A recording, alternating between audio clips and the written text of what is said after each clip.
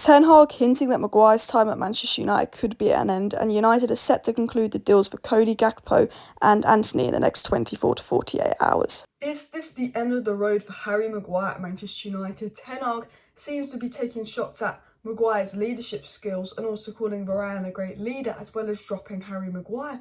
Could this be the end? Could he be going to Chelsea? We will get into that. Antony next. United get a great win over Liverpool. Antony's agent posted on Instagram that they're watching the game, and so the news has come out that Antony deal will be done in the next 24 to 48 hours, which we will get into.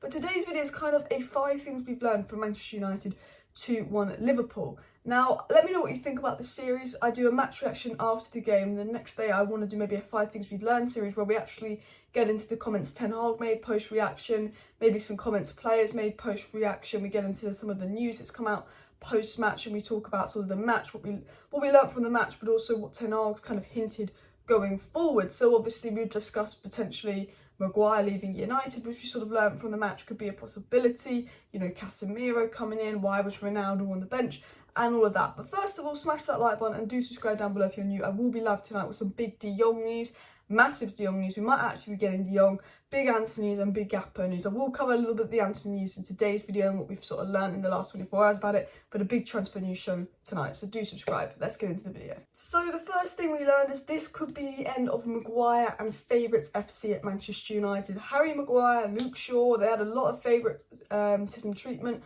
under the past few managers. They would start week in, week out, no matter how poor they were. You see Maguire coming in and putting in a really good performance, and I cannot see Luke Shaw getting in over him unless Luke Shaw ups his game.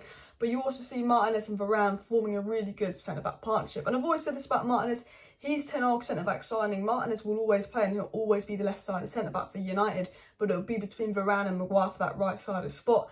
And Harry Maguire is under a bit of pressure now, with Varane absolutely outplaying him and Varane being a level above him. This could really be the end of Maguire at Man United. Now, Chelsea are in for Harry Maguire, and I 100% get why Chelsea are in for Harry Maguire. I actually think he would be a good signing for Chelsea. However, with Bailly going to Marseille, I don't know if we would sell Maguire, just because I don't know if we have the centre-back depth to sell Maguire, and I don't think he'll be leaving Manchester United. But I think that he's, you know, unless Varane gets injured, which is probably going to happen, I think it's going to be a tough job for Maguire to get back in the side. And there's lots of suggestions and hints coming from Ten Hag that Varane and Martinez was preferred centre-back pairing. But this is what Ten Hag said yesterday in an interview. There's a lack of leadership at United, and there wasn't any leaders on the pitch versus Brentford, which I talked about as potentially being a shot at Maguire. But Ten Hag said today, just after the match, well, yesterday technically, just after the match, he said that Bruno Fernandes and Rafael Varane showed leadership today. He said Bruno showed leadership along with Varane, but not just them two. We do need more leaders. And he's kind of saying we've got Varane, we've got Bruno that have got our leaders, but we need more leaders in the squad. Not talking about Maguire being a leader, saying there was a lack of leaders on the pitch versus Brentford, and then calling Varane a leader when he comes and replaces Maguire could be a big hit at, you know, Maguire. And also, when you think about it, watching the game, the back four felt so much more organised. Delot looked a lot better with Varane rather than he does with Maguire. Varane's got that recovery pace, that agility, which is much better suited to deal with the Liverpool attack because it's quick. You know, I thought the whole defence looked better. I thought De Gea looked better. I thought the communication in defence was so much better when you drop Maguire for Varane. Absolutely. And Erik ten Hag did speak about Varane. He said Varane has trophies with Casemiro and another one with Ronaldo. You need some guidance for the young players who haven't achieved this until now, and we want to achieve trophies. Talking about the impact Varane, Casemiro and Ronaldo all have on the squad. And look, Maguire's captain of the club, but he's never won a trophy, and, you know, it makes a solid point. The second thing I believe we learned from the game is that we played as a team, and the players can be good. They can be decent players. You know, this is the first time in a while where, you know, there's not one bad thing to say. You know, sometimes we play and then this player was bad, this player was bad. The whole team showed up, the whole team performed, the whole team did well. Everyone played as a team, they pressed together, the high intensity was better. There's actually a statistic that Manchester United only ran 95.6 kilometres versus Brentford, but we managed to run 113.78 kilometres versus Liverpool. We ran nearly 20 kilometres further in the Liverpool match, which says it all about effort. And Ten Hag said regarding this, he said, when we press this way, it's difficult for opponents to get out and play their football. When you win the ball, you get in behind, dribble behind and make combinations and make football fun for them. So Ten Hag again saying, look, we pressed, we ran more, we made it difficult for them. I don't think Liverpool were particularly good, but we did play well. Ten Hag also said, when you start in this process, you find out the characters and behaviours of individuals. I was definitely not satisfied with that against Brentford. And he said, I hope now the players understand the basis of the team fighting spirit. So Ten Hag said regarding this, it's very obvious that he dropped a few individuals and he got the team fighting spirit back, and he's learnt about certain individuals, and he's very happy with the performance, very happy with how they played together, and very happy with how they pressed, which is exactly what I'm happy with. But a player was dropped, and that was Cristiano Ronaldo. Could this be the end of Cristiano Ronaldo at Manchester United? So the third thing we learned is, I think this could be the end of Ronaldo, with rumours of Gakpo and Antony both joining Manchester United, even though none of them were a striker, and United looking perfectly fine without Ronaldo and Martial back fit. Could this be the end of Cristiano Ronaldo at Manchester United? And I think potentially yes. I think what Ten Hag liked about the other players is their pressing monsters. They can run and press. No, I think Ronaldo would be a big miss, and I don't think United will replace Ronaldo effectively, and I think a few injuries and will absolutely be missing Ronaldo. However, you know, the United side was fine without Ronaldo today. They almost look better without Ronaldo today because they could play better as a team. Not that this is a dig at Ronaldo. I do not think Ronaldo's the issue whatsoever. But, you know, Ronaldo on the bench, you know, he's coming on a little bit. You know, it seems that Martial came on before Ronaldo at striker. Is the long-term plan Anthony Martial at striker? You know, Rashford played at striker. There was no Ronaldo today, and United were fine. And Bruno said he doesn't know what Ronaldo's going to do, but he needs to be playing at the highest level, and he needs to be doing what makes him happy. And there's also suggestions that maybe we won't see Ronaldo again at Old Trafford, which will be interesting. Talking about the fourth thing we learned, and this is the Casemiro effect. Casemiro is a massive leader. He's a DM, and all of a sudden, we sign a DM, and Scott McTominay is putting in his first good performance since we beat Tottenham 3-0. He honestly is. I'm telling you this now. Scott McTominay looked really good today. Maybe Casemiro coming in is going to give the whole squad a boost. You know, what we saw today was a brilliant team performance, and you know Casemiro, he's a real professional, goes up to Roy Keane, shows respect to Roy Keane. He's a big nerd about football, Casemiro.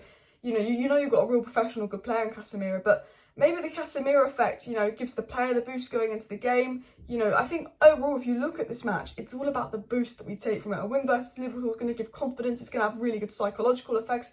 Casemiro coming in, it just makes us feel a lot brighter than we did a week ago, going, this is a good result, see we can perform, here's some belief. Casemiro's coming in, he's going to improve us. We might be getting Jong, we might be getting Antony. You know, the whole Casemiro effect. You know, Scott McTominay's now being linked to West Ham. But also, ERIK Ten Hag spoke about Casemiro, and he said, we were talking about leadership today. We had leadership on the pitch, but he is one as well that will bring leadership. He knows the game, he knows how to win, and in his career he's won so many trophies, and that's important. And I think Ten Hag's, you know, again, talk about leadership and how Casemiro is going to bring that. And I think United do need leadership.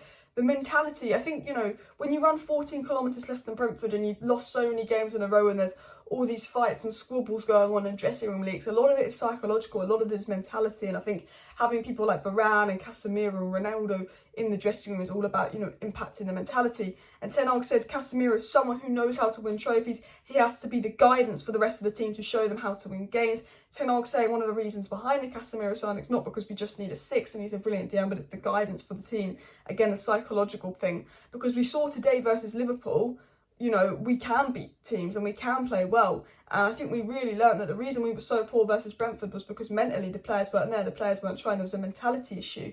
And that actually, if you improve the mentality issue at Manchester United, there are a decent bunch of players that could potentially, I'm not saying we will, but potentially achieve top 4. Maybe if you signed Jong and Antony, I would believe in top 4 as well. And ERIK Ten Hag said, you know, when asked about how he feels bringing in the world's best defensive midfielder in Casemiro, and he said, yes, he is. When you see the stats, we are really happy with that. We don't want to sign any player, we want to sign the right players. And he's absolutely spot on, and he's always followed up with, I don't want to just sign crap, I want to make sure I get the right players. Because Ollie took a lot of crap. Ollie was like, yeah, if you're not going to get me Sancho, get me Palestri and Ahmad, fine. We don't use Palestri and Ahmad. He's like, if you're not going to get me Antony, fuck off, is almost what he's saying. But I want to get into the Antony and Gakpo news, because the fifth thing we learned is that it's very obvious Ten Hag's going to be adding a nice, young, pacey attacker to this game. And it's very obvious that Ten Hag wants to play with high-pressing attackers. And the news coming out from Laurie Whitwell is that sources close to Ajax expect United to make another bid for Antony, with some placing a potential offer of 94 million euros. United potentially paying 80 million for Antony, which does give me Maguire deja vu. I like Antony, brilliant signing, all for back your manager, and if you get Antony, brilliant, that's who Ten Hag wants, but we are massively overpaying. I will say though, I want Antony and another midfielder. We're a Casemiro injury away from McFred, and as soon as McFred were both on the pitch, we conceded, funny enough. But Laurie Whitwell also said, I've heard some suggestions that Manchester United will go back in for the Antony deal with a fresh bid. An 80 million offer was made last Wednesday, but it was rejected by Ajax, and it has also come out via the Telegraph that it's clear Cody Gakpo is interested to sign for Manchester United and work together with Ten Hag, and Antony and Gakpo are United's final choice for wingers, according to Laurie Whitwell. We are in for both. We have had discussions with both, but it's not known if we will sign both. I think a lot of that will depend on Ronaldo. But Bayern, Manchester United and Chelsea are also all in for De Jong, and Frankie De Jong is set to make his decision this week. So we're going to have some clarity on what Antony's going to do in the next 24 to 48 hours, and in the next week we might finally have some clarity on De Jong, which I don't think is going to happen, but I'd love it to happen. So smash that like button, subscribe down below if you're new. Thank you for watching. See you next time.